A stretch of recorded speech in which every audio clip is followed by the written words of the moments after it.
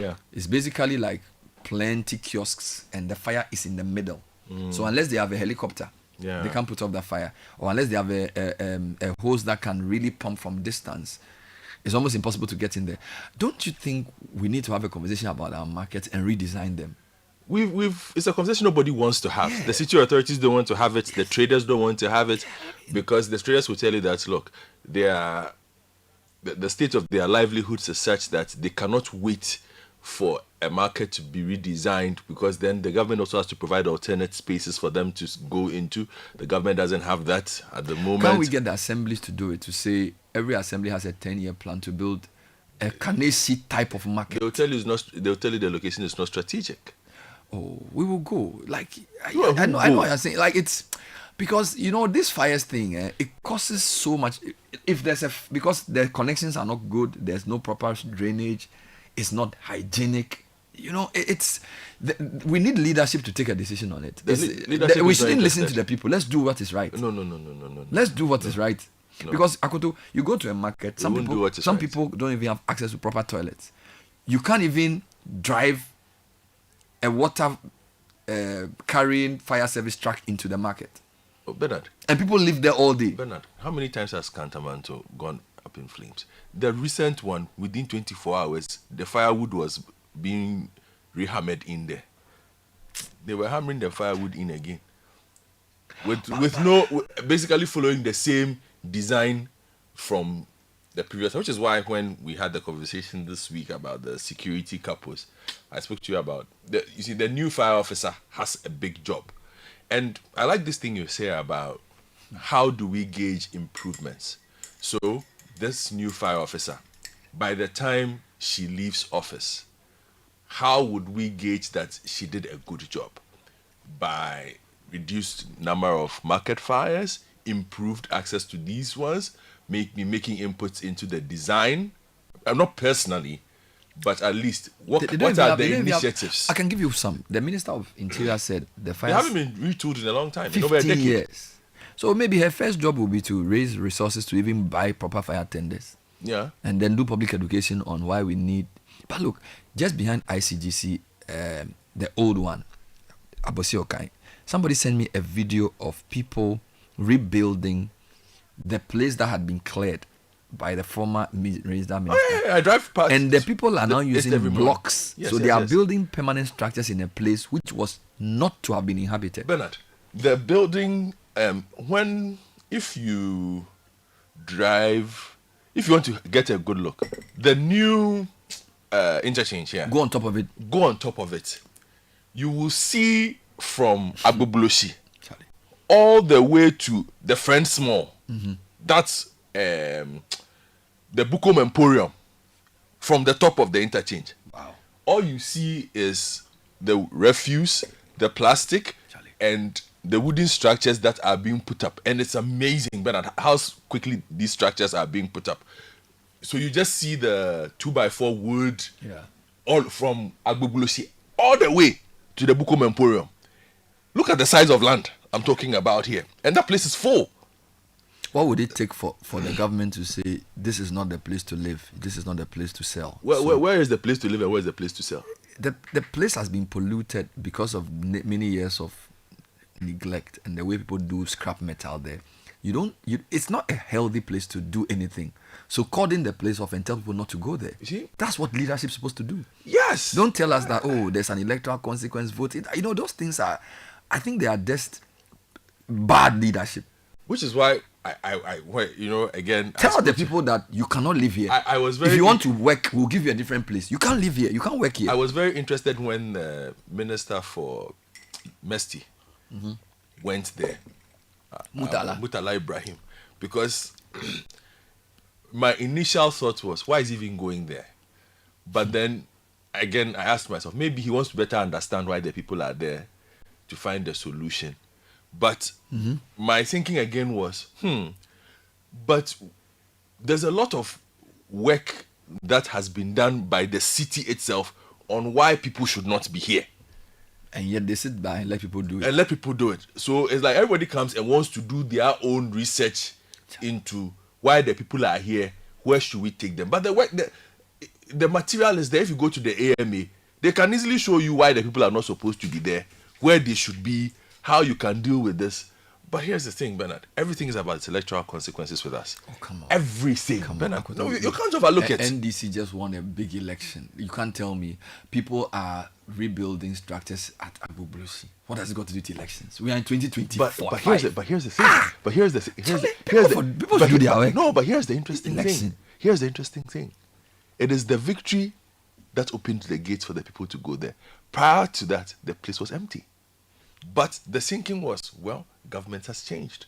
This is another government. So the new government should say no. No, but they didn't say no. They should. When the people were going there, the Greater Accra Regional Minister, and again I put this to you if you recall, at the time said that she had sent a report to the president asking the president what to do with the people who had moved into Agboblosi. It's not like these are the questions that journalists have not asked. Journalists asked the regional minister, Madam Oklu. Asked the president what to do. Yes, she said she had sent a report to the presidency asking what to do. And I asked you this question: why had she done that? And you, on that day, told me that electoral consequences. I don't remember. Because this was 2 or so weeks ago. Everybody remembers this conversation. Remember. You said that because the president has to think about electoral consequences. Really? The regional minister doesn't have to think about that. But perhaps the fact that the regional minister doesn't have to think about that because maybe her seat is in Shai, but she has to deal with this matter. Perhaps that is what would have insulated her from all this so that she can do a good job.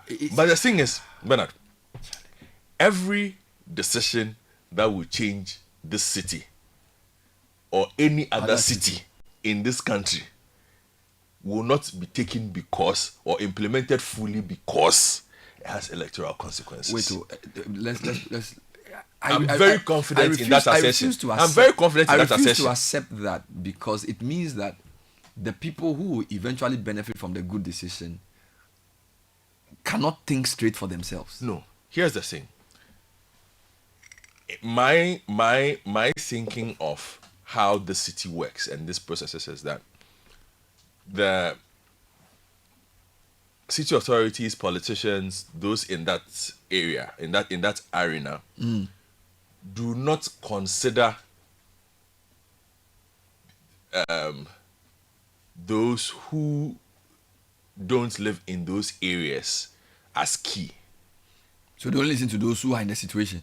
You understand? So, for instance, if I complain about this, the thinking of the politician who's listening to me is, well, you live in Dansuma, what is your business? You are well off. That is the assumption. So, what exactly is your problem? There is no consideration of the fact that, well, I have to look at this thing every morning when I wake up. I have to drive past it every morning when I wake up. And that it impacts how I get to work. Even though I don't live in that part of town.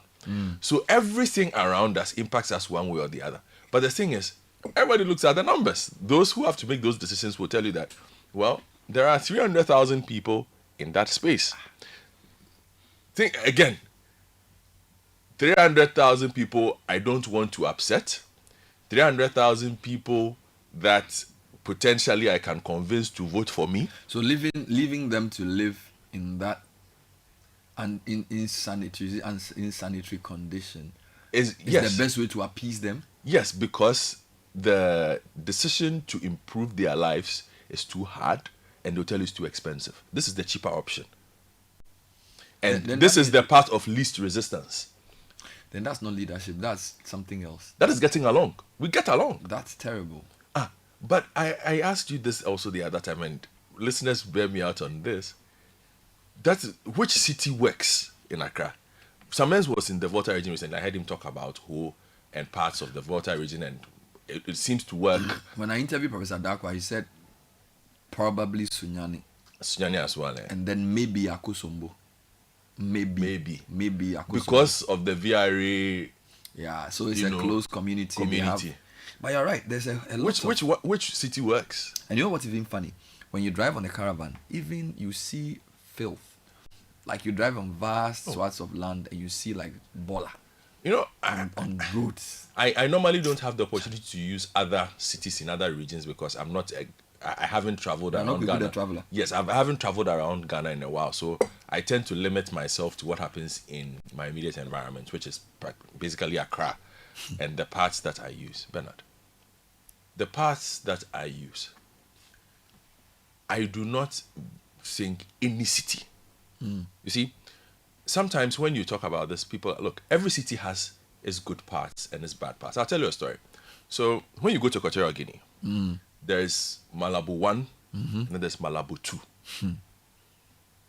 Officially, one is the old capital, one is the new capital. Okay. So when the decision was made to build a new capital, there was a decision that the new capital will look like this to the front.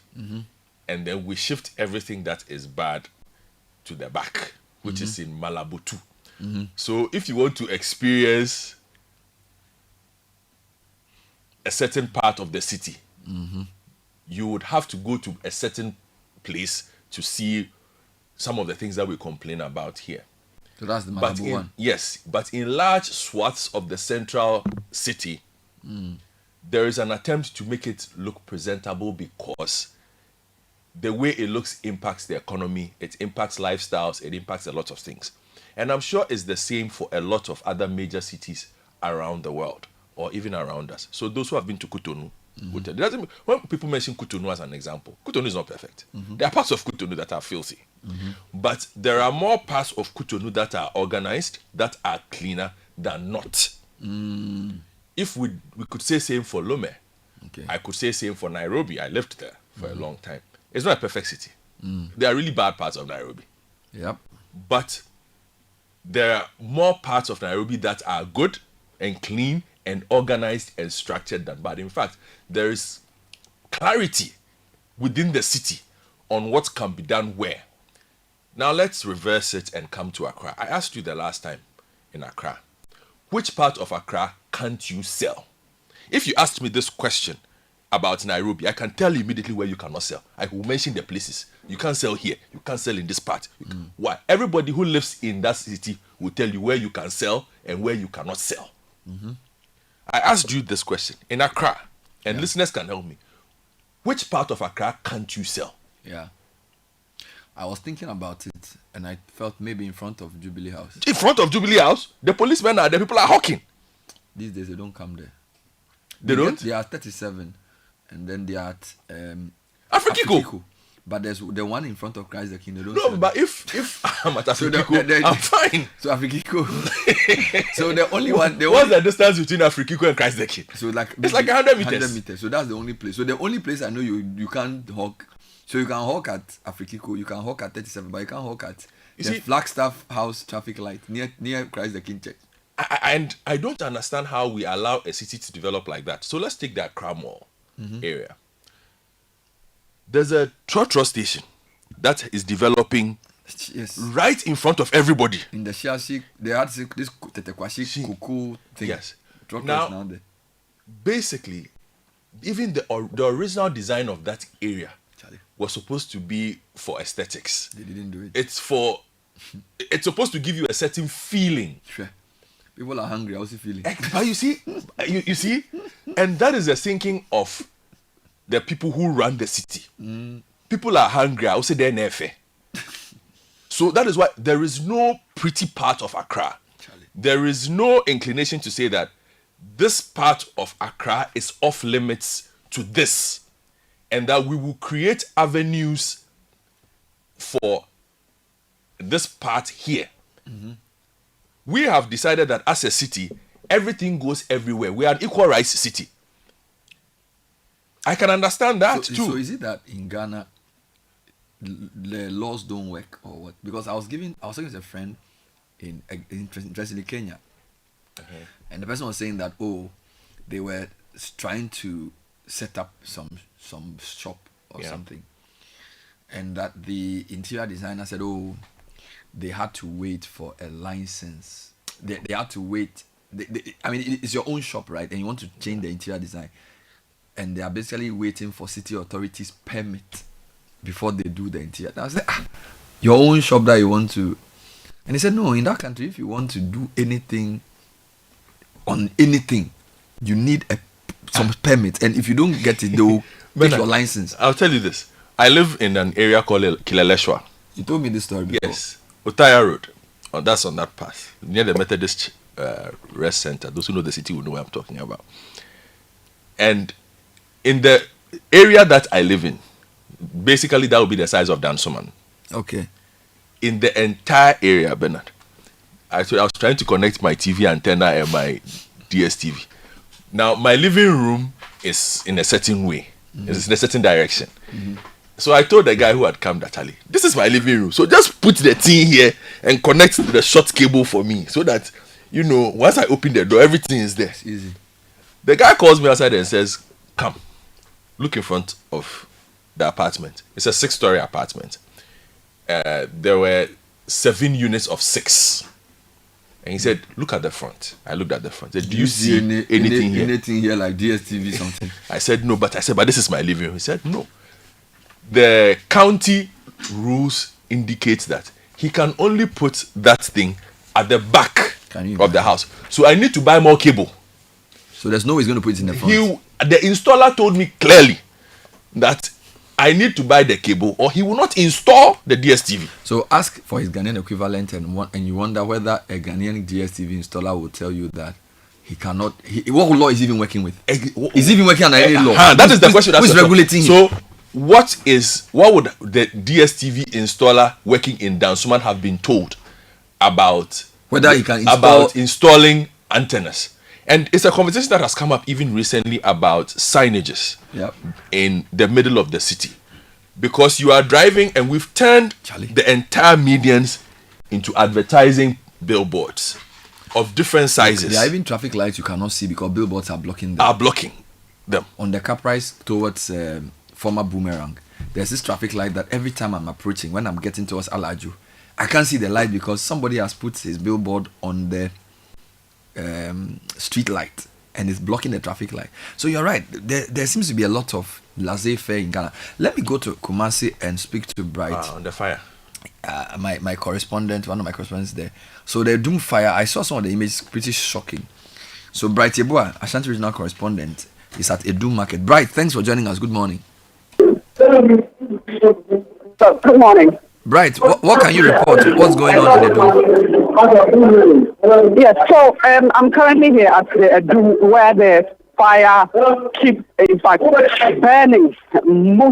So many shops actually been burning since the fire started around early part of the morning, around 6 o'clock, where most people basically is that they can't even do what they do. They don't know what they're doing right now. Most of them are running shelter. Some of them actually trying to salvage most of their things. It's really very bad here. Most of them, they don't know what they are doing, running up and down. In fact, I can confirm that I can count about 5 fire tenders here trying to quench the fire. But as it stands, how big is the area? How big is the area the fire is? Is it a few shops or a large number of shops? It's not just shops. We have range of buildings. Currently, about 3 buildings have been gassed. These buildings have so many stores here. So many stores here, and they keep burning. It hasn't stopped. It doesn't look like it's actually going to stop anytime. But the fire service people are still trying to control the fire. Bernard. Do you know what time the fire started? It started in early part of the morning, around 6 o'clock. So which part of Edum is this? Is this can you describe it for those who know? Which part of Edum are we talking about? We're talking about the Edum PZ. So from the building just close to, a lot of people actually know where the Hello FM is. The building just adjacent the Hello FM building. That's where it actually started. And actually spreading through to down the footbridge that leads to the Roman Hill. And most people who actually know the Roman Hill too actually will actually understand the number of stores and the number of buildings that actually occupy the place. So it also has actually caused the, over here, most people know it to be the blue store, the railways, around railways, the Doom Railway, where they sell watches, they sell almost everything here. Bernard. Wow. So you said there are 5 fire tenders. Does it look like they are able to bring the fire under control since they got there? Currently, it doesn't look like it. They are currently being overwhelmed with the fire.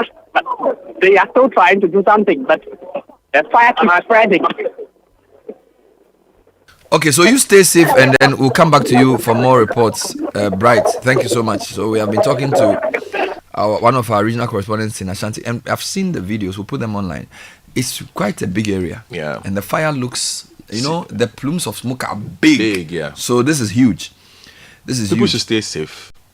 Godfrey, this is my worry about Ghana. For me, when something bad happens, it should give you impetus to take a drastic action. No. I think our market fires have gotten to a point where if we have serious leadership within that space, we should be able to use it to make some proper reform. It looks like we are getting used to it. There's a market fire. Another market fire. The market leadership itself is not interested. And someone who's listening to us on Twitter perhaps tried to offer an explanation. So let me see. Dram Mujet Lee says, guys, the market women fear that having agreed to relocate for redevelopment, they will not get back that space. Their spaces will be sold to persons who have the ability to pay. But wasn't KJTR rebuilt? KJTR was rebuilt. There were agitations, but I mean, largely, KJTR is a better version than it was 20 years ago. Indeed, I think a safer version. Yes, KJTR was finished around 2015, 2016. Okay, so the examples are there. I feel like there's the will to do it is the issue. Because KJTR is a huge market, right? They've rebuilt it. Kaneshi market is fairly decent in terms of the way it was planned. Not the way it currently is. True. It's a mess. They try to do parts of Medina market. It's been difficult. You are right. A lot of it is the people in the market themselves don't want change. But yes. But that's why you have leadership. No, because you see, it's an open economic enclave, basically. You can show up today with once you go and you find out the market leadership, perhaps register, pay a bit of a levy, they'll find you space in 24 hours.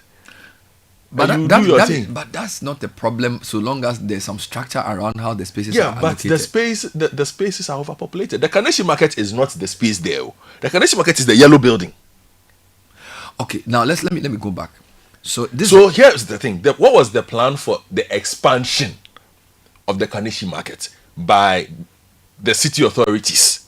That if this market grows, it will go from here to this point, and that without getting in the way of, you see, because my one gripe is we seem to throw away the convenience of everybody else for petty traders and hawkers.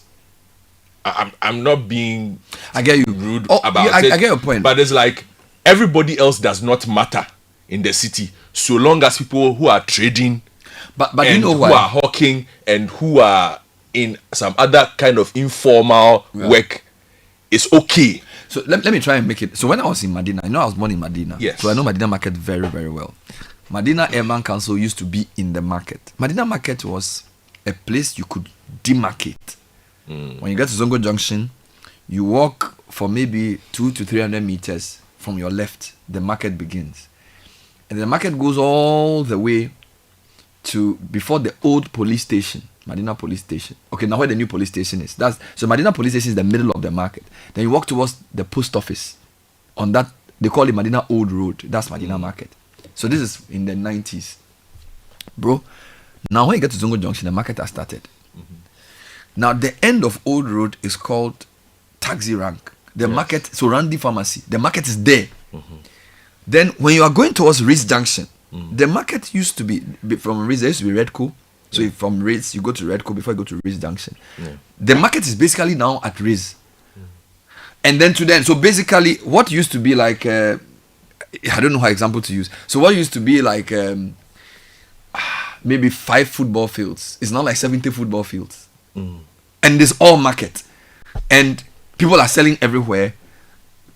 My point is that the local governance of Medina was lazy, because as the market develops, there are ways of managing revenue collection to build it logically.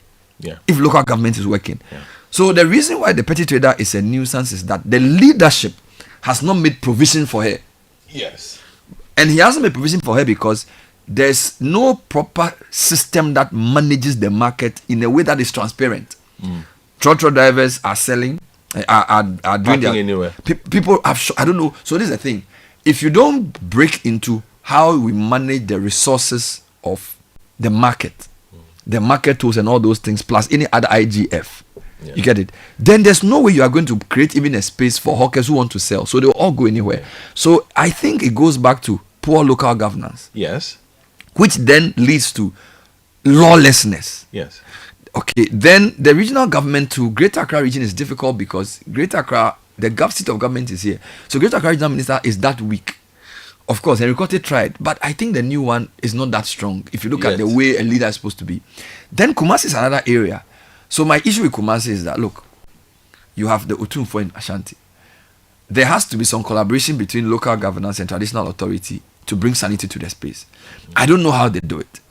A lot of people in Kumasi take the law into their own hands and they give all kinds of excuses. So it's almost, so I think for the Kumasi case, the traditional authority should be stronger in helping local government to work. Do you get it? Because people will be lawless and they will use the name of a chief to do what they do. Do you get it? So whether it's tax payment, organizing a market, but we can't have a one size fits all solution to Of course, market. every city has its own problems. You know, I think Kojo Bonsu did a pretty good job in building KJTR market. He had a good relationship initially with Menchia before his problem started. Okay, but my point is that there's no way this country will develop if local government quality doesn't improve. So maybe it's good they haven't appointed the DCs yet. Maybe it's good because they should look at the challenges for each city peculiarly, and for some of them expand the scope and get better people than they've had in the past. Because if you rush and just name people there, they may not be able to do anything. Okay, so let's let them wait, because Medina is now so huge. Like basically Medina and Adenta is now joined together, and it's a large market. I don't know who's in charge of that market. Because it's a lot of traffic. Yeah?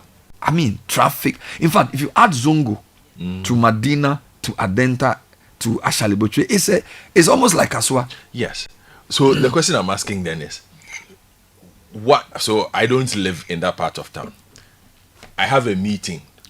Traditionally, it's supposed to perhaps take me 10 minutes to move from the University of Ghana to get to Adenta. To take you 30 minutes. It will take me 30 or 40 minutes. Who is thinking about the fact that it's supposed to take a regular person 10 minutes? If it takes the person 40 minutes, why is it taking everybody 40 minutes? But that consideration is never done. The consideration is, people have to earn a living. So forgetting that the person who also has to go from Legon to Adenta also has to earn a living. Whose job? One way or the whose other. job is it? Is it the transport minister's job to ensure your mobility? Is it the roads minister to make sure all of them? good? Now here's the thing. Let's take the flower pot one. I haven't used it yet. You have. I've used the Obechebi one. When they build these new roads, and it is integrated into the city's transport system, which of them tells you that buses can't stop here? Nothing. So the signage is even done later. Yes. No, they just give you Odoko, Odona, graphic road. So they don't even tell you which vehicles are to use what. You see? Meanwhile, in other places, clearly, you would be told that buses can't stop here. You stop, we'll fine you. And they will actually fine you. So over a period of time, a habit is created where the transport unions themselves know that We can't use this We road. can't use this road as a pickup lane or something. We can just drive through. So I'll give you again. Let's go back to Obechebi. When you are coming from the Zongo Junction side and you cross Abosio Kai and you are making the right towards to join Graphic Road. to join Graphic Road. As soon as you cross the roundabout Yeah. towards the Stanbic Bank, everywhere along that section of this new road is a bus stop now. Trotro stop everywhere. As soon as you are making the curve that joins the road, it's a bus stop. How is that? How are Trotros even stopping in that curve? Nobody cares. Just as when you join that lane, and you are now joining from those who are coming from Kaneshi from the top. On your right, just before the Goyle and Shell filling stations on your right, like this, opposite former MTN, it's a bus stop. So basically, people can stop anywhere. They can, you see, but the nature of this road is such that it's not supposed to be even possible for trotros, taxis to stop and load, but that is the norm. Now, when people know that a trotro stops here, a taxi stops here, They also go and wait there. they also wait there. So that becomes another traffic. So that becomes another traffic. So a road that is just supposed to give you easy thoroughfare becomes suddenly every 2 meters you have to stop, because there are human beings stopping, there are trotros stopping, there are taxis stopping, there are people hailing them on that side to pick up. Nobody has come out to say that, okay, the nature of this road is such that in this area you can't stop here. If you want to stop, go and stop at this point and walk back. Let me take a breather. You've succeeded in even depressing me. Oh, I want to make you happy. So many comments coming up on this matter. Here's a few. Kumasi is one of the most lawless places on earth. Oh, it's surprising that the Asantini hasn't leveraged its immense power and authority to bring some order to the city. This coming from a listener who's very concerned. Yeah. A couple more. Kokubansa says, the military and the police service have been serviced enough. It's about time we focus our attention on servicing the National Fire Service. This is Kokubansa. Good morning, guys. I trust you are doing well. Yes, we are. I think you should call Accra authorities and ask them questions about the Agbeblosi settlement and why they are allowing resettlement of the people from them. Oh, we did so last month. Hello, Ben and team. As we celebrate Ghana Month and discuss cleanliness in the city, I have a few questions about the capital. It's called Heritage Month. It's not Ghana Month. Yes, Heritage Month. What is the capital of Ghana? Who designated it as the capital? Is there any document to support this decision? How long has Accra been the capital? Are there plans to relocate the capital? Kind regards, Divine. Bernard, come to Accra Central. Right from Kingsway to UTC, traders are sharing the road with vehicles. What boss me cries the railway bus stop. It was expanded so trotros will get enough space to park and not interfere with the road. But what do we see today? Hawkers and sellers have taken over that space. Joseph from Cantamount is very annoyed this morning. Bernard, Yes. the guys, they hawk around Christ the King Junction all the way to the foot of the overpass during rush hours. They even rest at the Flagstaff House bus stop. What Godfrey is saying is true.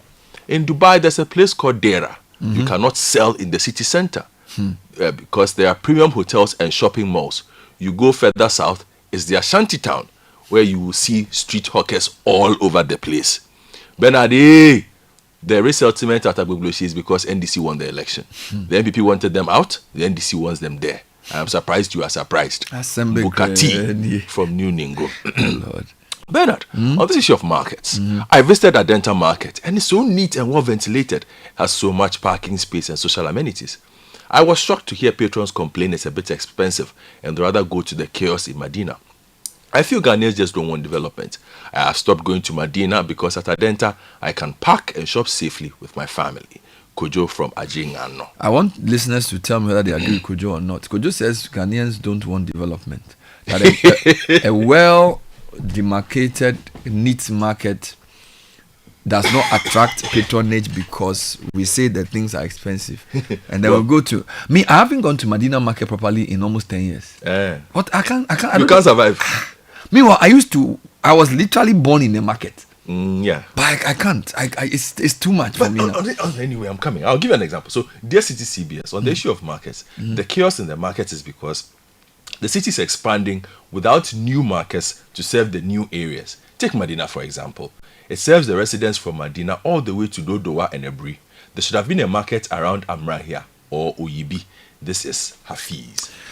Well, that's a very good point. But you see, sometimes you have one big market that attracts. You know, we are not trying to break down markets to make them smaller. Yeah. If you live in and around this enclave, what are the big markets you can go? I'm talking about Medina, Legon, Adenta, Achimota, Domi Market, Medina Market. Adenta Market is small. So yes, the Medina Market, I think apart from Agbogbolosi and Accra and maybe Kaswa, Yes. the biggest market, in fact, Medina Market is probably one of the 10 biggest markets in the country. Okay. It's huge. It's massive. You know, my point is that the Medina Assembly ought to do much better in even demarcating the spaces, collecting revenue, and making the place a bit more manageable. Yeah. I don't think they've done that. They've just left it to itself. That's what we do. You can do whatever you want there. It's just amazing. So you don't, and for me, it's governance. Local governance is very weak.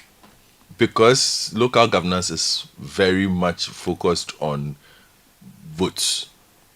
And then we are going to make it worse. Then because now that we are going to ask for mayors to be voted from partisan lines, that's not going to make anything better. Yeah, but the point is, So, but it means that the people don't want good things. Then it means that Kojo is right. Yes. It means that Ghanaians, I agree with Kojo. Ghanaians 100%. don't want. No. But is that true? But why did they complain?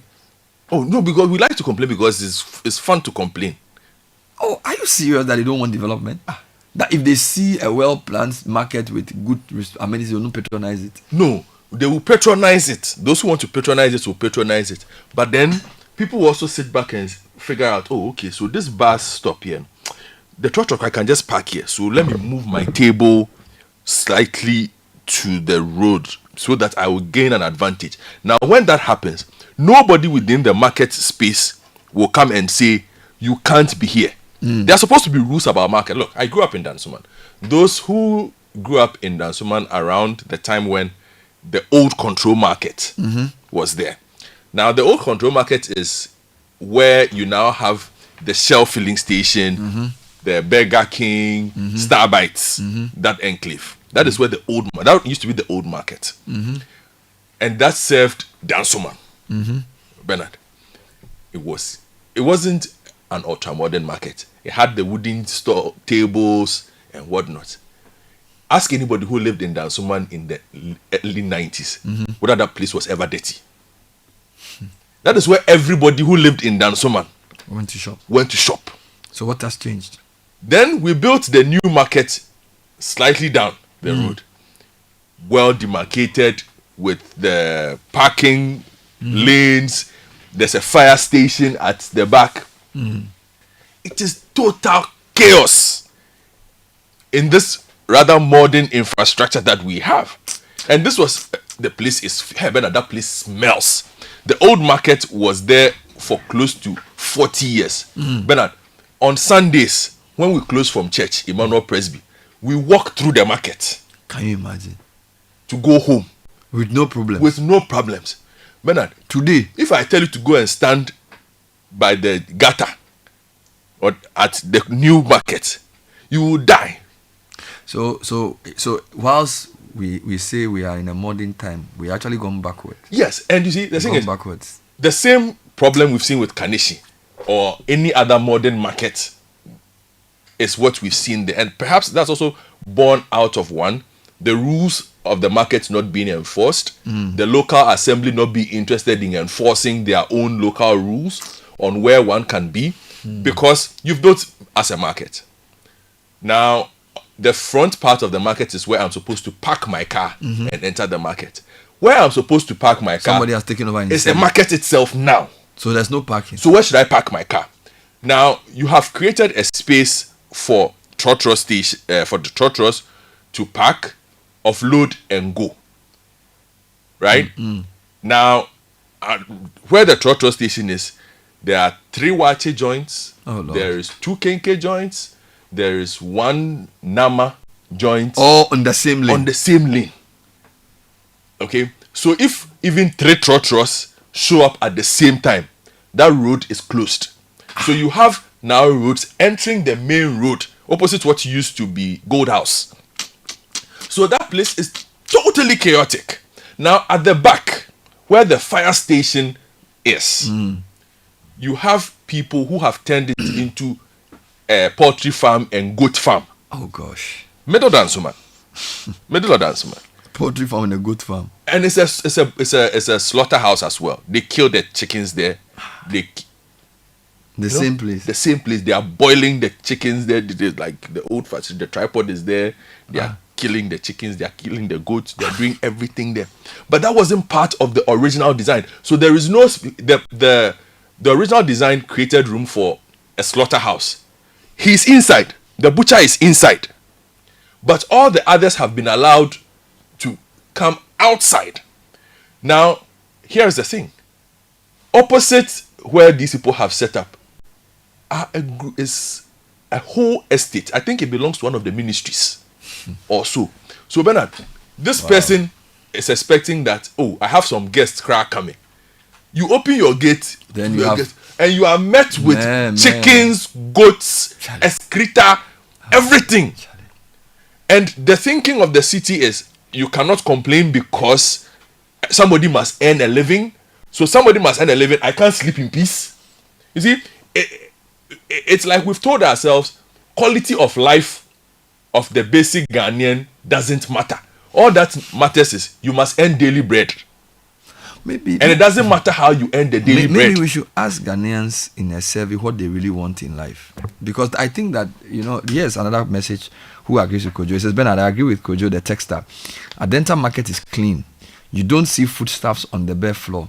I love to shop there. No kayaye. Market women can help you with your stuff to your car. Sane environment. But people will not go to Medina, a dental market. They would rather go to Medina. Why? Maybe they'll tell you that it's cheaper. It's a dream, because I always tell people that you go to Medina market, you go and park at some place, or you take a troski, then you walk for another 500 meters to enter and buy a Agbelima for 2 cedis less than you buy it in Adenta, and you think you have done something great. The one that you buy in Adenta for 2 extra cedis so you see, people calculate money from a very strange perspective. Going to that Medina market chaos to go and buy the variety you buy at maybe 5 cedis cheaper. You shortened your life. You are smelling bad fumes. You're probably going to fall in a gutter. You are going to buy food that's less hygienic. Robbed. You get it? So I think that our thinking is a problem. Let me read one message for you, Bernard. Charlie. On this matter. Abeko, help me out. Our thinking is a problem, Ghanaians. We don't want good things. Abeko, help me out a bit. We don't want good things. So many comments on that. Oh, a lot. So let me do this round. Bernard, are the authorities aware a section of the Tetekwashi roundabout is gradually turning into a total station? That's what It has become. What are we doing to ourselves? Anyone can get up and just start anything without any regulation. Oh, God. That same Tetekwashi, someone is mounting a billboard that will potentially block the view of drivers. And no one is saying anything. Ghana is lawless. And you see, here's the thing about that Tetekwashi thing. This is supposed to be prime crowd. Charlie?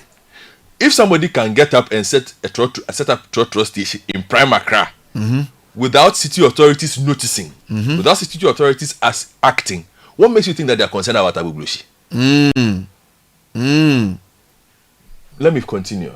Ghanaians want development and change as a concept, but not in action. Sorry, Ghanaians want development and change as a concept, but not in action. This is really nice. Most aren't ready to do what it takes for change to happen. If the change doesn't affect their way of life, they are happy once it impacts them directly, and they complain left and right if it doesn't. Guys, in Ghana, there is no proper planning around the development of our cities. Everything is allowed to slide in the name of political expediency, and man must eat. Structures or kiosks come up everywhere, and there's no proper bifurcation between what is commercial space and what is a residential space. If you complain, you are too known. I was shocked when I saw people hanging and selling clothes on top of the overhead pedestrian walkway at Spanner, right in front of Villaggio. That is the spine of the city. How do city authorities even allow this to happen and not do anything about it?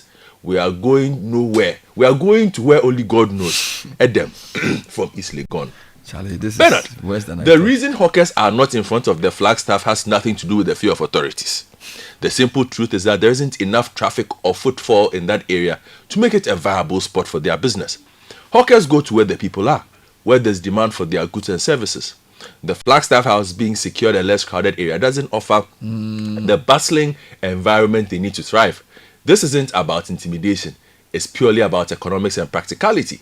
If we want to address the issue of hawkers in certain places, we need to focus on providing them with better, more accessible locations where they can operate without disrupting traffic or public order. Yeah, that's the point, because Yes, they sell fair in front point. of the former president's house. Where? Nima? Nima police station, Nima traffic light, they sell there. The president lives just across, the former president. So they are not afraid. So, yeah. Oh, Bernard. Yeah. I work in Tamale, and I returned to Accra last week.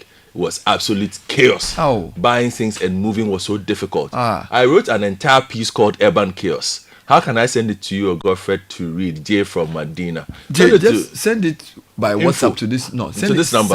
Send it as this number. a Word document to this number. Yes. Then my Abeku will deal with download it for me. Good morning, Aloski and team. Good morning. Please, the footbridge in front of Kaneshi is occupied with hawkers. Kaneshi Market. Yes, Kaneshi Market is occupied with hawkers and traders, and it is filled with filth and is dirty with plastics hanging on the handrails. Oh. Please, you guys should go and visit the place for the authorities to do something about it. Thanks and keep up the good. The authorities are there. They haven't seen it. Robert, Ghanaians, do we want clean environment? Do we want neat markets? What do we want? Bernard, the kind of compulsion or brute force, uncompromising, sustained strictness needed to change things cannot be found in this democracy created and perpetuated over the years. This is why I'm sure at the rate the political, technocratic, bureaucratic leadership has prosecuted the hypocritical development agenda, Ghana will eventually come to destruction. Oh, Tofik, Lakeside Estate. Very fatalistic part. Tofik from Lakeside Estate says, good morning. How do you discuss markets and forget about the Nima market? Bernard, we need to rezone our markets and lorry stations. I've driven to Nima Market. I won't say Nima Market, just through Nima a few times. Yes. I mean, because I'm a Medina person, nothing in Nima shocks you.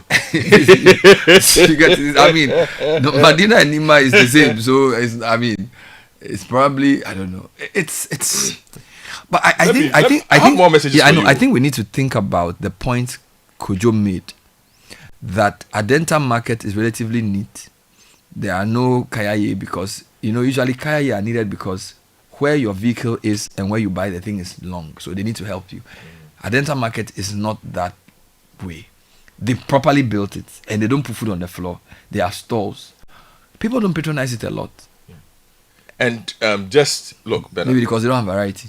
This is my good friend Ohini Brenya at Happy FM just took a video this morning on his way to work of the Tetekwashi Trotro station. Look, the city authority. It's becoming bad, eh? It's like, Bernard, I mean, we'll try and put it on our socials for people to look at, but take a look. And it's a full-blown Trotro station. The city authorities need to take some action. And you know what? When you are with buses and things, and everything, and the Kufuor site, when you are coming from, they call it Spanner Junction. When you are coming, I'm just saying when you are coming from Jolu, so from Fiesta, as you enter to join the roundabout, on your right, yes, they've turned it into a petrol station as well. Near Kufuor's house. Yes, that's side.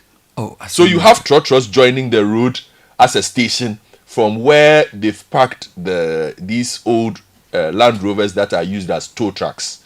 Okay, good, perfect. Shouldn't the question be, why aren't we building proper stations for them? You see, no, because if I even like to ask that question. Why is it not a question? No, you see, because they are supposed to know where they can be and where they cannot be. We cannot use convenience as an excuse. Otherwise, everywhere is convenient. Okay. People will tell you that, what the workers who live in the area, where should they get buses to work? They should stop at the bus stop. But there's a bus stop. That whole interchange was designed with a massive bus stop. The bus stop under that footbridge that crosses to the Accra. So they don't need a proper station. Bus stop. They don't need a proper station there. No, because there's even now another station that's developed there, which takes you to Ho, Aflao, Denu, and things. There's another lorry station there. But the point is, we put a mall there, right? Now, where that mall is, we now have two trotro stations. I don't know which one of them is legal. We have a market. We have a market within the garden that was created, as far as we don't like gardens and flowers. That was supposed to be an open space for people. We've turned it into an alternative Accra mall. City authorities are looking on. Why? Because people have to earn a living. Do we even have city authorities? Yeah. Who is the mayor? Who is the mayor? That one is that not part of Lekma or Lakma? You know that place well. It's mixed up. It's become Ayawaso Westward. I'm always confused. It's about 3. Let me read messages for you. gosh. Bernard, Charlie. that fellow is right. Ghanaians aren't prepared for actual development. Oh. We like the optics. Oh. This sort of development we keep talking about means certain uncomfortable things, like increased regulation that entails individual freedoms we currently enjoy, such as the ability to burn your own rubbish in your backyard or set up a kiosk to sell your home-cooked meals in your neighborhood. Remember when market women in the past complained about moving to a newly built and paved space? Who is going to tell the trotro driver that he will be fined if he parks 5 meters away from a designated spot? Do you remember when the spanner bridge was built and a fence erected in the middle of the road to prevent crossing? I recall seeing someone climbing through a gap in the fence to get to the other side. We are not ready for proper rule of law. Our revealed preference is for our petty freedoms. Jojo from Lashibi with a really good message there. Richard from Community 18 says, human beings are all lawless. The only thing that keeps us in line is law. When Ghanaians go to JFK, they are in line. In Kotoka, they are not in line. Chaotic. It's just about human beings. Solution. Local governance should work with market queens and kings to plan it properly and be fair. I agree with Kojo with 100 bags of cement. And by Kojo, he means the person who sent that message. The only country that is developing backwards is Ghana. Ghanaians simply do not want development. So the people who are talking, and you and I, what are we? Are we the minority, or are we hypocritical, or are we? Because most people who listen to the show say they agree with the things we are saying, yet most people do opposite to what we are saying. You know, so I don't know, Ghanaians. I'm okay. I don't even know. Should we now go and say, let's raise a new breed of teenagers and youth? No. To now come and live because this generation is lost. No. What I get, let me ask this question. Like for the residents, and my good friend former refugee Amenya, he says, Charlie, he's upset with Accra. He says Tetekwashis an eyesore. Oh. You know, and also says we should talk about the stations on the motorway, Manet Junction, and the link to Trasako. Good. You know that part of Let town. me read a message that came in relation to the new Manet Road and an accident that it caused. Okay, tell me about it. Actually, I don't know why he said good evening. It became late. He sent it later, but I didn't see it. So he sent this like yesterday also. Last night. My name is Kojo. I got your number from a friend. I'd like to brief you about a terrible accident that happened on Monday, 17 March, on the new road that has just been constructed from Palace Mall all the way to Manet, or the Tessie Link Road. It's like a 3 stretches of road. Okay. 2 lane, 2 lane, 2 lane, from Palace Mall all the way to Tessie. Proper road, eh? Very good road. Okay. Now, a vehicle on reaching the roundabout at the Regimano Estate veered off the road and ran into a cafe which has just been wrongly sited on the road reservation. Lekma's attention was drawn to this in January, as well as urban roads, and before the accident, the Ministry of Highways, but nothing was done. This accident on 17th March is one of many that has happened at the same place since February 2025. I'm willing to provide you with more information about this for you to discuss on radio, to get the relevant authorities to act to prevent more accidents at that spot. You can call me when it's convenient for you. Kindly keep my name and number confidential. So he sends a video, and I know that road very well. What is even funny is that on Sundays, a church blocks 1 lane of that road. So there are 3. So you see the Tessie Link Road. Yeah. So it's a very convenient road. So you know the old Spintex Road. Now you only use it if you really want to drop people off the shops on that road. So if you're coming from Spintex and you want to get to Palace quickly, you just use, when you get to Frames Oil, you just veer off briefly to Tessie, and then you take this 3-lane road. On Sundays, there's a church. I think it's Synagogue Church. Their church members park. So there are 3 roads. One next to the church, one in the middle, one on the left. They park like, say, 1 kilometer. Hey! So the whole road in front of the church, in fact, their security guards basically just take over the road. They conduct traffic. They coordinate traffic. So they leave 2 of the roads for us, and they've now built a new KFC at some shell there. So that whole place is just on Sundays. It's a madhouse. Now this guy is saying that the way the roundabout was done, a cafe has been wrongly sited And the people who designed the road know this, but they couldn't do anything about it. You know, I am getting to believe that maybe the person who texted and said Ghanaians like change as an academic as a concept. idea. We like the idea of change, but when it has to do with our behavior, I don't like it. My only concern is people discuss this from a point of view of, well, if you don't bring brute force, people will not conform. There's a big gap between being in a society of rule of law and being lawless. Yes. I think institutions should be made to work by leaders who insist on the right things being done. Okay, it's not that we need brute force.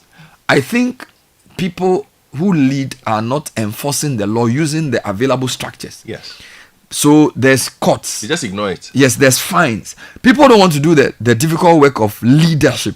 What they want to do is they want to point the finger at somebody else and they don't want to take this decisive action. I know that many Ghanaians will try and cut corners when they run into trouble. They'll call one or two people. But if you call and you don't get anybody helping you, you will do the right thing. You get it? People believe they have the right to like they are exceptional. So if we do the wrong, it shouldn't affect us. Everybody else is wrong. That's part of our problem.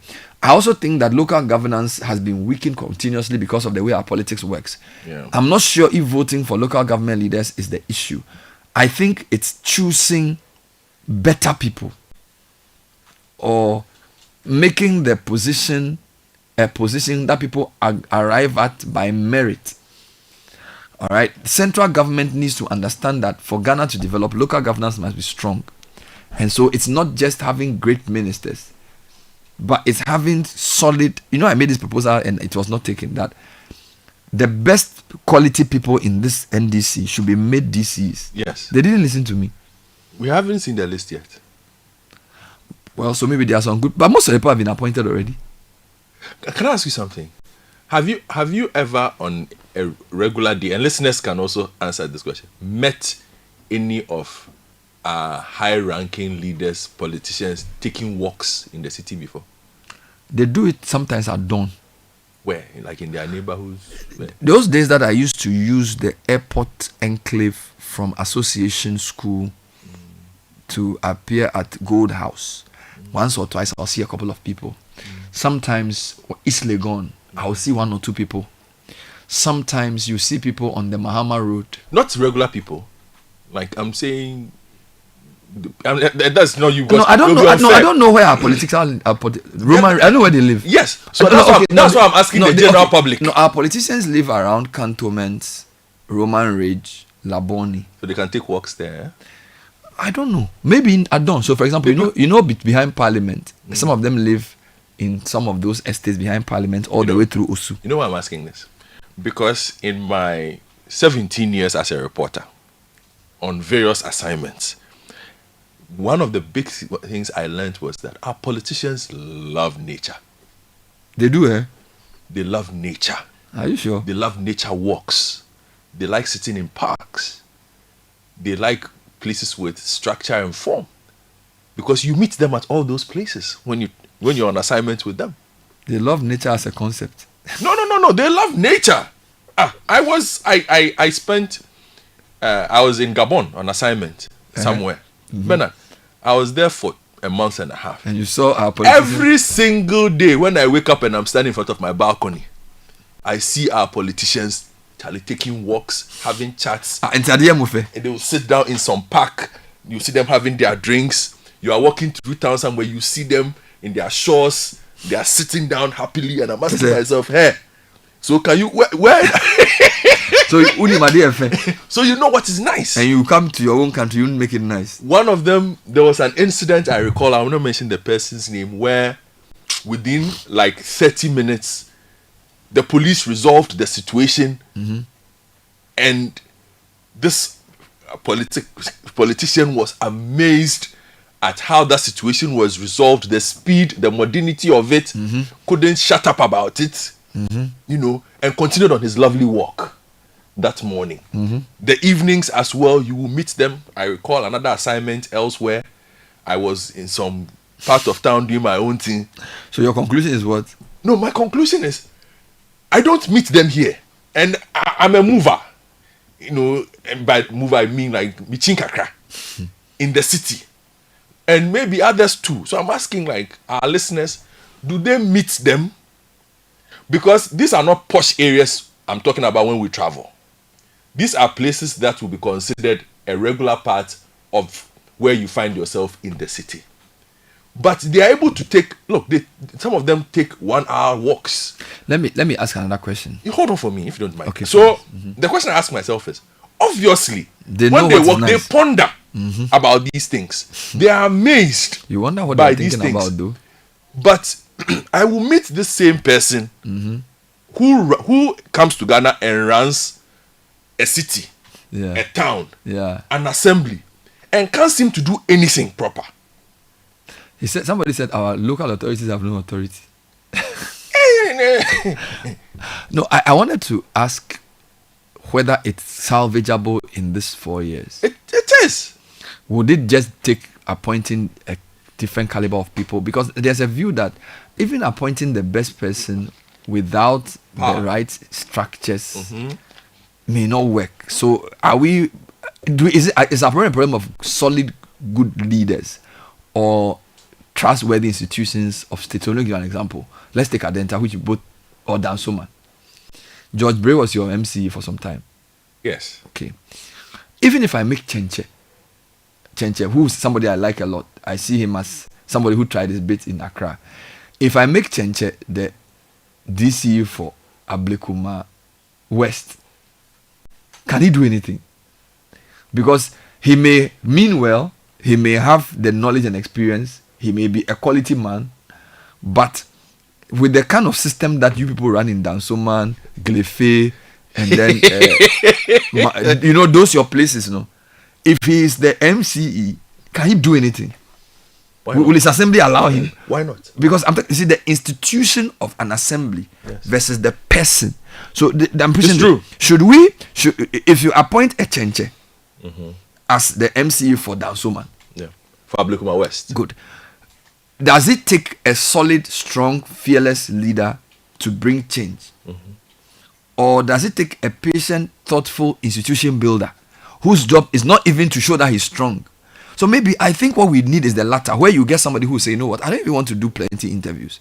But if we can build Ablekuma West Assembly to have the right technocrats, for the assembly to all agree on certain things we do, to do community engagement. Do you follow me? So maybe the next crop of MCs should focus more on institution building. Do you get it? So that the institution of the assembly can be more effective rather than showing bravado and I'm strong. Because you've seen that the Henry Cote model is not sustainable. Okay? It's only a matter of time that people will come against you. So the good news is that they haven't nominated any DCE yet. So maybe in choosing DCs, they should look for people who can help the institution to thrive, build a strong assembly, work with the assembly men and women to build consensus on what people want to do, instead of maybe somebody who come and do Rambo style, don't park here, hey, don't do this. Because if the assembly structure works, he has a revenue system, he knows how to organize market collection, he's accountable to the people, and the assembly has different, maybe his town country planner, they are all working. Maybe that gives us a better chance. It could, but also you get it? Because sometimes trying to implement change versus trying to build an institution may fight against each other. Yes. And I feel like the change implementers like Henry Cote and Co. only succeed for 3-4 months and then they bola. Yes. But if you bring people who strengthen the institution to work even without their direct involvement, maybe in 10 years we can change. They bola because the center does not support them. Yes. One, the center never backs them because in the end, the center always makes a voting decision. In our peculiar case. 2, in terms of getting the support of the assembly, I think the biggest disadvantage we have is the lack of participation sometimes of people with understanding of how a space should be governed at the assembly level. I don't mean to sound derogatory, but if we're honest with ourselves, sometimes the people we meet and call who are we call assemblyman, assemblywoman. Their regular understanding of what development of spaces and planning is, sometimes it's even limited. Sometimes their knowledge is very basic. Most of them occupy the roles because it's a means to an end, not because they are actually there to contribute, or they are even qualified, or they are qualified for it. So that is also a part of the scenario that needs to be fixed. In, again, my experience from Ablekuma West, maybe Kuku Samini might be... Who is that? Samini's big brother. He's my assemblyman. Might be the most progressive assemblyman I have had in my adult life. Is he still there? Yes, Kuku Samini is still assemblyman. Last I checked. And even with that, he has limitations. You understand? And I'm sure that might be the case for most parts of But to the extent the that, city. so to the extent that the center will not support change makers, the center cannot oppose institution builders. So maybe let's focus on institution builders, because that's quiet. He's building an assembly. Can you build it quietly? Yes. If, for example, you are working on... How do I took you? Oh no! If you are just quietly, means you are more thoughtful about your process. Yes. So let me give you 3 ways. For example, you are doing But it still impacts people. in a positive way, and you are not disruptive. You see, the Yes. recording model is we will go and we will stop the nonsense and we'll make sure things work. Everybody takes notice of that. People start praising you, and then all of a sudden you get attention, and then you start affecting people, and you can be blamed. But if an assembly says, I'm going to manage space in a more coordinated way, I'm going to build a strong institution, it's more latent. Okay, but you realize that, oh, these people are making enough revenue to run the city. These people are getting the city to be more organized. And you can't even attribute it to one person. It's the assembly that just works. Maybe we should focus on that, building the institution of the assemblies better, so that whoever you put on top of it, the institution is so powerful that it works. Because for me, we are always looking for men to come and save us. And there's no savior anywhere. Because whatever they start, the center will not support it. And they can easily be targeted. But if an assembly is effective, the town planners, the health people, the market people, they are working well. Maybe that one, there's nobody to target. So then that can be more sustained. Let's think about that. I'll take a break. We need ideas, because it's very frustrating living in our city. The Kumasi fire is big. We're told they're trying to bring it under control. And my colleagues in Kumasi will cross over to them again. We'll speak to somebody as well on who knows a bit more about petty traders.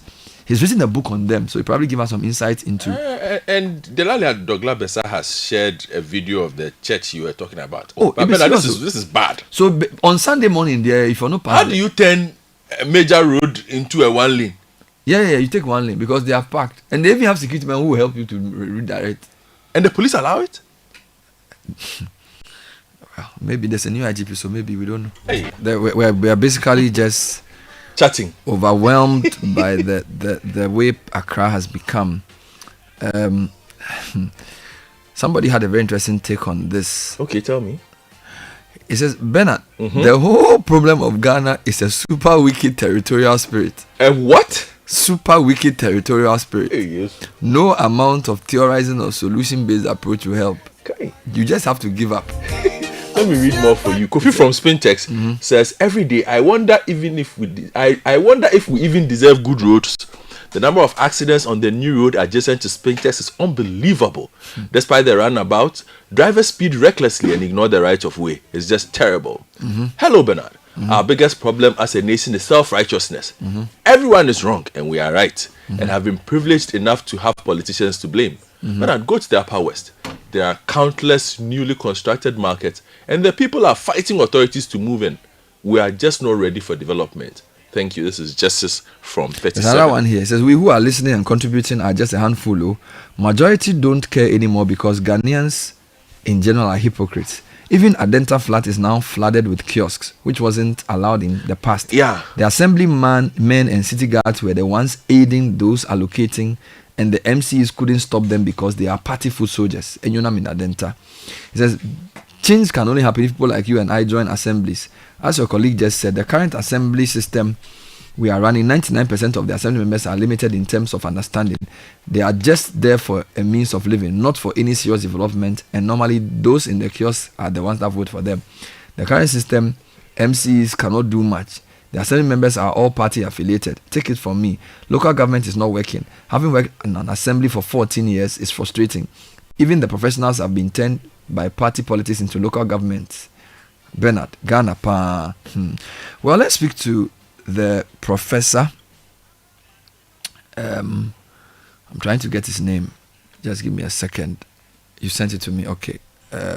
Listeners, forgive us. Sometimes we get calls. We get caught up in. Yeah, Dr. James Mensah, who is at the University of Ghana Business School, and I believe has done a publication, Your Rights and Duties as an Informal Trader, October 2024. I just want to understand where angle is coming from. So, Dr. James Mensah, thanks for joining us. Good morning. Good morning, Bernard. So, thanks for reaching out. So, what angle do you want to come from? Is it the hawkers and the way they sell anywhere? Is it the way trust stations evolve? Is it markets that are not working? What angle are you coming from?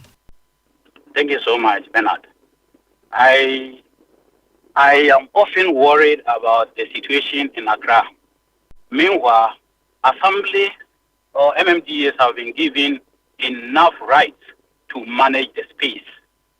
For instance, the MMDAs have the right to come out with bylaws.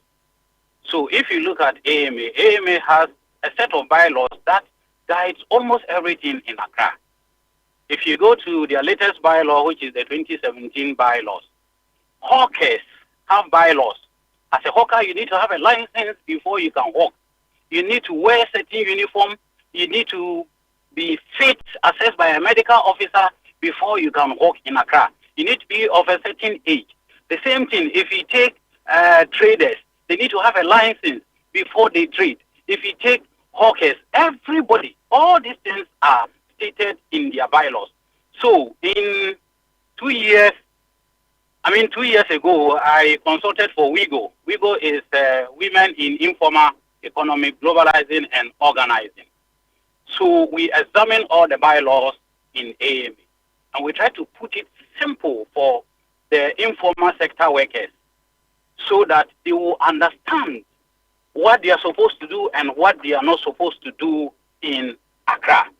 So my point is that the city needs to engage these workers, because there are certain spaces that they are supposed to sell, that there are certain places that they are not supposed to sell. There are certain things. In fact, you need to acquire a license. The truth of the matter is that everybody who works in this space has a license, and they pay daily tolls. So the city is virtually aware of these people operating in this space. So are you saying that is the assemblies that are just derelicting their duty, that they have the mandate and the power to do the right thing, they just don't want to do it? Is that what you're saying? They have the mandate, and they have come out with bylaws, and the bylaws actually state what everybody is supposed to do within this space. Unfortunately, it appears like engagement is not happening. So, for instance, WIGO has taken upon itself to continuously engage market traders, informal waste collectors, and hawkers in Accra. We have met them several times, told them about their rights and their responsibilities, what they are supposed to do and what they are not supposed to do. All teased out from the Local Governance Act and the AMA bylaws. Right? Mm-hmm. So my point is, did you engage them in the formulation of these bylaws? Do you disseminate this to these people? Because the bylaws are there. You disseminate it to them. Do you engage them on these bylaws? Or maybe the problem is beyond the existence of laws to the competence of those running the assemblies in their ability to implement the law. Because clearly the laws are there, but if they are not being implemented, either the people are unwilling or unable to. So maybe we should look beyond the existence of laws to the quality of people who work in these assemblies. Bernard, this is a very important topic that you have raised. So, for instance, if we take assembly members are virtually like the MPs that we have at Parliament, because the Assembly works in the same way the Parliament works. Now, if you look at the quality of the Assembly members they have, some of them are not up to the task. Very few are up to the task. But we will not also get the quality because, first, Assembly members are not paid. The tax on them is so huge. If you have ever interacted with somebody who has contested as an Assembly member before, you will see the enormity of the tax. People turn their houses into eateries every day. They are there to eat. Somebody's wife has a problem, you have to intervene. So the tax is so much on them that we need first competent people, and we need to remunerate these people so that at least they will do their work. So maybe the idea to pay them could help to get better people. Is that what we're saying? Because we are told that because a lot of them are political people, they know it's not really a merit-based system of appointing assemblymen, and that's where it starts from. That if the people in the assembly are not development focused or development oriented, there's no way they can supervise anything to be more to bring sanity into our spaces. So the mode of selection should be where the conversation starts from. So in the election of assembly members, there are things that are on paper and there are things that happen informally. For instance, I know that when you are contesting, political parties try to know, are you on our side or not? And if 2-3 people are on the side of party A, they call them and then they do informal, primaries, and decide that this person should go. For me, over the years, I have argued that the local government and especially the association of the local government, that is NALAG, should actually begin to train people to enter into the assembly. So I have developed a concept called Assembly Members Boot Camp for them. And I hope that very soon they will roll it out. So that in the universities, they try to fish out people, give them the necessary training so that when they go back to their various communities, they can begin to contest as assembly members. So that the quality of the people we are going to get in the assembly is going to be good for us. Because they approve almost everything at the assembly. The medium-term development plan, they have to approve it. The budget of the assembly, they have to approve it. So we need quality people. And before we can get this quality, we must be intentional about it. Even if the political parties are going to do their primaries to allow one person to contest, at least the people who express interest will be people of high quality. And then the parties can do their informal primaries and select one of them to go. So that at least they will be able to hold both the administrative staff and the head of the assembly, that is the that is the district chief executive or municipal chief executive or metropolitan chief executive. We'll leave it here. Thank you, Dr. James Mensah. And please send us the publication. He's done a book on the issue of petty traders, and he's contributing. He's at the University of Ghana Business School. His book is titled Your Rights and Duties as an Informal Trader. There's an angle to this as well about the mode of selection of assembly, because I think the idea of change maker DCE may not work because the politics will not allow it.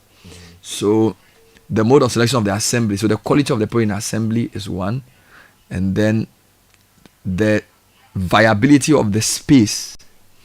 So this idea of the preservation of Accra and building small local government areas actually is counterproductive. So you probably need a larger space, which is strange because I thought if you give somebody a smaller space to manage, it's easier than a larger space. But it turns out that if you give the person a smaller space, the quality of people reduces. Quality of people reduces, and then for us, the bigger problem is coherence. You see? Because what we now have is over 40 or 50 different ways of developing Accra, Accra is not that big. If you look at it in terms of its land mass, Accra is not that big. So to divide it into the arenas in which it has been divided, and for all these arenas to have a very different way, because the way the personality of Ablikuma West is not the personality of Ablikuma Central or Ablikuma South. Okay, and that means the way in which Ablikuma West wants to look is not perhaps the way they feel Ablikuma Central or Ablikuma South should look. And so you have an area that shares a border, but on two very different planes of development. Yeah. Okay, in the same capital city. Let's go back to the issue of selection. You know, okay. I want to speak to Frederick Tete of the EC, who's been, you know, some people want us to vote for MCEs on partisan basis, and they think that that's the missing link for local government. You know, that's a big discussion. It's In a big fact, conversation, when the president met the Constitutional Review team, he said to them that one of the things that they should consider is the issue of voting for our MMDCEs, Metropolitan Municipal Chief Executives. Does the research show that that's the way to go to give us better development? How do we get better quality power assembly? Mr. Tete, thanks for joining us. So as we speak, the local government elections are on non-partisan basis. Is that correct?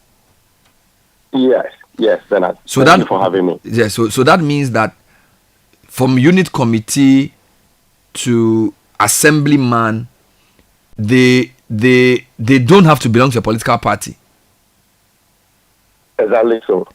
And then as a consequence, the turnout is much lower than when political parties organize elections. Is that the thinking? Exactly. After 1994, 1998, the turnout has never gone beyond 50%. Whereas for general elections, it has never come down less than 50%. So it's the opposite. Now, so how does the EC do this? When you open nominations, people just basically apply. Do you do any background checks? Do they have to have any qualifications? So if I want to be a unit committee member for, say, now here I am in what do you call it, Adabraka, Odona. So if I want to be one of the 5 unit committee members, what do I need to do? What do I need to know? Do I need to have any qualification? Well, the basic qualification is what is stated in the CI 89. And when you look at it carefully, it's so minimal. It's so minimal, and it extends to even the assemblymen. And when you look at the recent Council of State elections, it has gone further to that.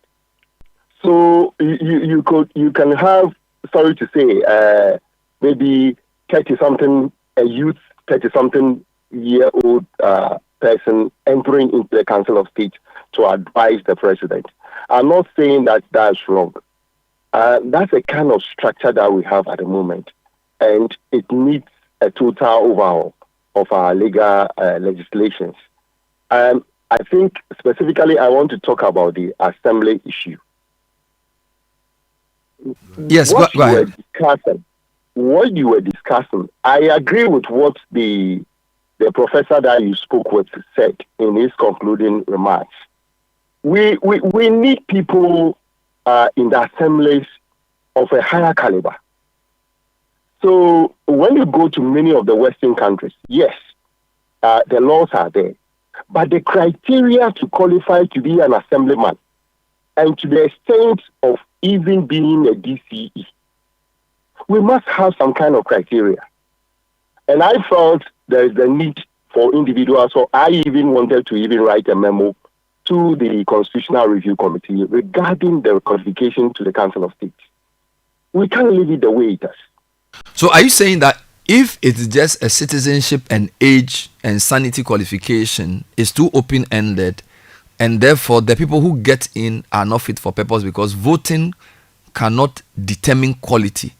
So the quality control must begin from the criteria stated in the law, so that even if you get Exactly. 3 people contesting, we know that at least those 3 people, whoever wins is good for the work.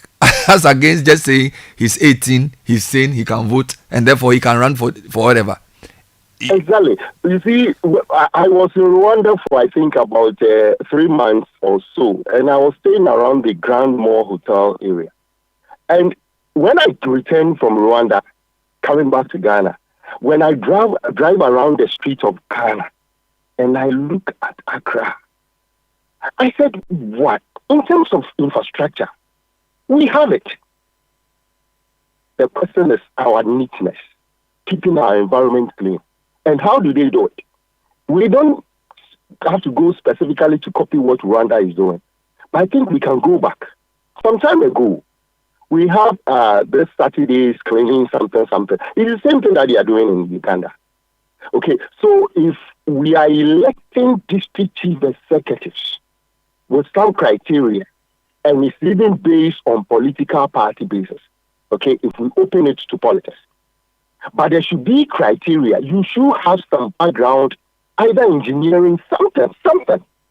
Okay, so that the people that we are going to elect to those positions as district chief executives and assemblymen, they will bring their skills and then their competence on board. And you know, Bernard, as I was listening to the discussions with you and then, is it Black Chinese? Yes, Godfred. The yeah, Black Godfred. Chinese, yes. Yes. You see, something interesting came up. You see, if we elect district chief executives, and you are citing the case of Shenche, assuming that we elect somebody like that, and we allow him or her to come on board with his technocrats to the assembly to help him, it will also reflect in helping whoever is going to be the member of parliament. Because if your constituency or your district is clean, the adjoining district will also be looking at you. Okay?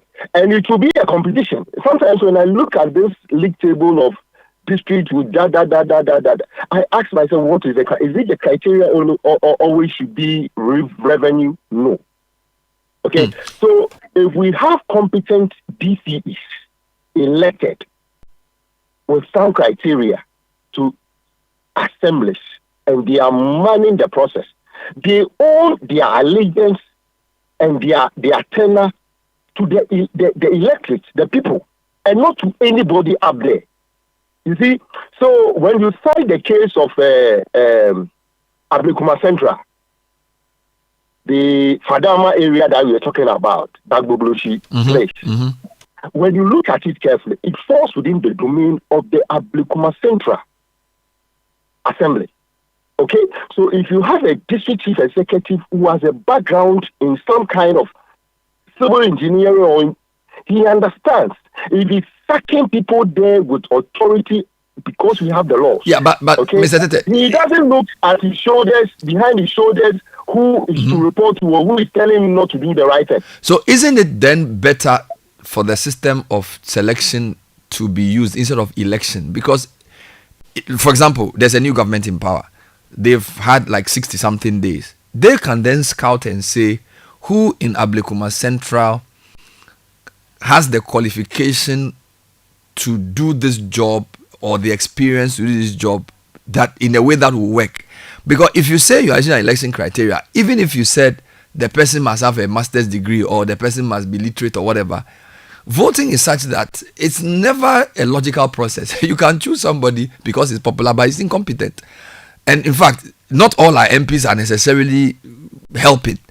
So if it looks to me as if in Ghana, when we see a problem, we try and solve it using just one side without thinking about the other. So now people are saying, let's vote for our MMDCs because of the problem of accountability. But you have raised the issue of competence. Voting doesn't deal with competence. And competence is better done if a leadership team can select somebody who they know can do the work. But you can't have it both ways. If you are just going to allow people to vote, a lot of technocrats will not want to go and do elections. So, for example, if I'm a town and country planner, or I am a development professional, or I'm somebody with leadership track record, I may not want to go and do politics to vote because I don't have money and I don't want people to come and be insulting me. You get it? So, in a way, the system we have created does not really solve our problem. But I don't think selection will be the best. Because selection, when you select people, whoever is going to select people or appoint those people, they will owe their allegiance and whatever to that person. The best way to go, like you're saying, if I'm living in Tema West, where I stay, okay, and I felt that the fields and then the lackadaisical people positioning containers everywhere, and I'm living within that environment, and I'm feeling the pain and the filth and those things over there. Don't you think I'll offer myself for elections if I qualify by the criteria? I think God fed with you in Dansoman. When it comes to the crunch and he felt that, look, I have to take the bull by the horn. You will stand for election for him to be elected. And you see, I made mention of the fact that even if we are not getting competent people across board, we will get specific competent people coming out to be elected in certain assemblies, and people will be looking up to them. When you were doing the caravan, you talk of the cleanliness in the Volta region. Yes, I've been frequenting the Volta region, and I see it. So it will be the same way. There was going to be a competition among districts that are clean, districts that are doing very well, and people will be looking to them. So you may not get competent people across board, but with elections, you will get, just like you do for the MPs. When I give you the list of you selecting your best MPs, you will come out with specific names. All right, so Mr. Tete, can you suggest a possible, so let's use the DC as an example.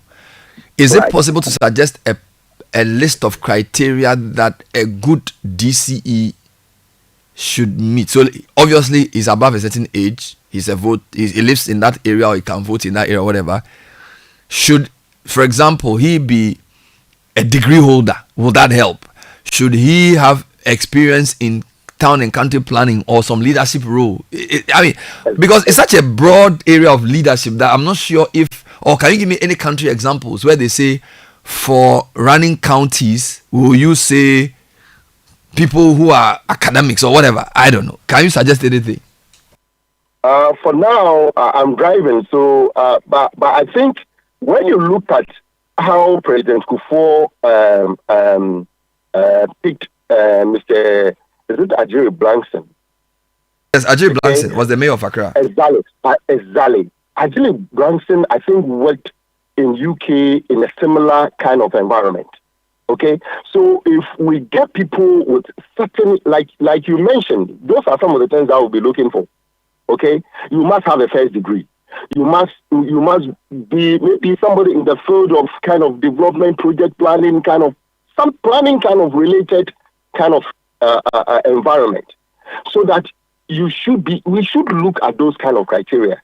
Like I said, I decided to be part of those discussions, and in terms of the criteria, we should be able to sit down with the Institute of Local Government, come out to something, and then that should be the basis for electing people as DCs and probably even assemblymen. Thank you. You know, many of our laws, when we look at it, the assembly laws and all those things, were so kind of open to allow people to come in. But now our democracy is maturing, and therefore we must move a little bit higher in terms of the people who must contest for certain positions. Thank you so much for your insights, Fred Tete, Director, Deputy for Research at the EC.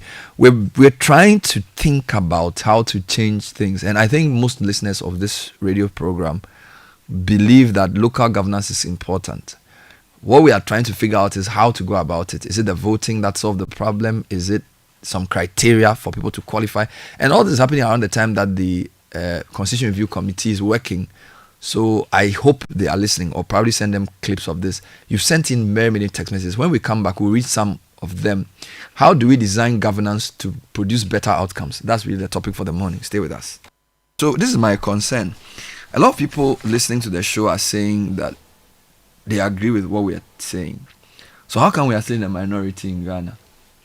You know, just lawless. We need to work on getting more people to think like this like the way we are thinking. Let me go through some messages. Before we do that, have you ever felt like the best products made in Africa are hidden, just like Africa's finest treasures? Well, let me tell you, Afro Quality just changed the game. They've brought together incredible, authentically African products under one roof, celebrating our creativity, excellence, and pride. From beautifully crafted, ready-to-wear fashion straight from Ghana, Kenya, Rwanda, to running shoes from Kenya, South Africa, and even South Sudan, Afro Quality brings the best of Africa together under one roof. Find them at East Legon on the Labawalesi American House Road, right on top of Say Cheers. You can also call 055-339-2345 or check us out on Instagram at Afro Quality. Afro Quality, because you deserve the finest. Well, messages. This one says, not going too far. Right at the junction towards City FM, it's a Kaswa Trotro station. The whole lane has cars parked, making it very difficult to get on the main road. Opposite the Adabaka market. Yes. Yeah, right here. It's a complaint I've made. You complained about this before. Yes. So bad. Good morning, guys. I am Nenebi from Tema Newtown. The lack of the rules of law to work without fear or favor is because of votes and family lines. Oh, DJ Fire, good morning. He's from Adenta. He says, Bernard and Goffred, I firmly believe that investing in train transportation is the solution to our current transportation woes. Our population has outgrown our existing mass transportation infrastructure, resulting in undue pressure on our roads. To address this issue, I propose that the government invest heavily in developing our rail network. Specifically, one, construct rail lines along major roads. This will provide an alternative mode of transportation and alleviate congestion on our roads. Build underground train lines in populated areas. This will not only reduce traffic congestion but also minimize the impact of train lines on existing infrastructure. 3. Convert all roundabouts into interchanges. This will improve traffic flow and reduce congestion at key intersections. Okay. Hi, CTFM. Ben, good morning. Morning. Let us reason with this as a country and see. Do we want quality of people voted into assembly positions with voter statistics, or we want quality people voted into office with fewer numbers and still have our members in office? Those calling for political infiltration in assembly elections to make us have... I don't understand the message, Francis. It's a bit strange for me. Bernard and Goffred, So you want to believe Ghana will work? Yes. If you want to understand Ghana, work in the public sector. Until the public sector gets it right, Ghana will remain what it is. Always complaining. And one day, everything will explode. Kwesi Ajiman from Dodowa is not very happy with Ghana. Nice. The way we politicize everything is our problem. The assemblies play a major role in this. Look, I've worked with one of the assemblies and it's very frustrating. The assemblymen and women connive with the technocrats to do dubious deals. Most of the chief executives are illiterates. I work with assemblies and all that the chief executive knows is to approve documents that appear on his desk. They surround themselves with foot soldiers who know nothing about proper management. This is Kweku from La. Ghana, the directors and the MFOs are very corrupt in the assemblies, yes. Good morning, City. Yeah, from someone says, Ghana needs CCTV and 24-hour proper surveillance that will prevent people from selling in unauthorized spaces. Okay, this one's from Bologna in Italy. Buongiorno, Isaac. Can we as a nation make a provision in our electoral process whereby even if a party wins all the votes in these areas, it will not have significant impact on the election? I think this will prevent these politicians from doing politics with it. Because you will definitely step on somebody's toes if you really want to bring change. And that's what politicians don't want. Good morning. Morning. As a people, we lack discipline and integrity. We want the right thing so long as we can have it our way. A person wrongly locates their kiosk and we say the person must make ends meet. Then we should leave armed robbers too alone. Bernard and team. Morning. The bane of Ghana is politics. Sometimes I am inclined towards the idea of military rule. It appears everyone has given up on the system and has left Ghana to its fate. Every serious station has a national development model it abides by, irrespective of the political party in power. Leadership has failed Ghana, and this is attributable to the Ponzi scholarship scheme Ghana operates with. Square pegs are scrupulously favored to go abroad to study. These people come back home and lord it over the taxpayer under the guise of political leadership. Let me just take one more before Sheba comes in with the news at 10. Bernard, the core issue we face in Ghana lies in the quality of individuals within our local government structure. This is not just an isolated problem, but a systemic one, deeply rooted in our societal and cultural dynamic. In Ghana, it often seems that competent, serious-minded individuals avoid engaging in local governance or politics, leaving these spaces to those who may lack the vision, integrity, or capability to drive meaningful development. This creates a cycle of inefficiency, poor decision making, and a lack of accountability, which ultimately hampers progress. Okay. Until we address this fundamental issue and encourage more capable and dedicated individuals to participate in governance, our challenges will persist. It is a Ghanaian problem that requires a Ghanaian solution, a shift in mindset, and a collective effort to prioritize competence and integrity in our leadership. This one comes from Martin.